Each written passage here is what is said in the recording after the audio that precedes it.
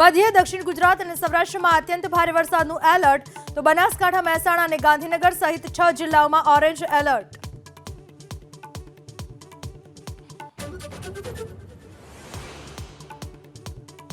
છેલ્લા 6 કલાકમાં રાજ્યના 234 તાલુકાઓમાં વરસાદ, સૌથી વધુ રાજકોટ અને લોધિકામાં 6 ઇંચ તો 36 તાલુકાઓમાં 2 ઇંચથી વધુ વરસાદ।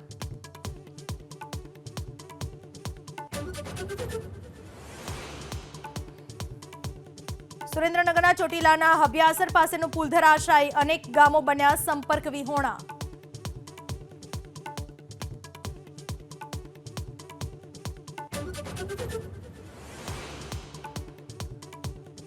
ઉપરવાસમાંથી નર્મદા ડેમમાં પાણીની આવક ઘટતા રાહત, 8 દરવાજા કરાયા બંધ, 15 દરવાજા ખોલી છોડાયો પાણી।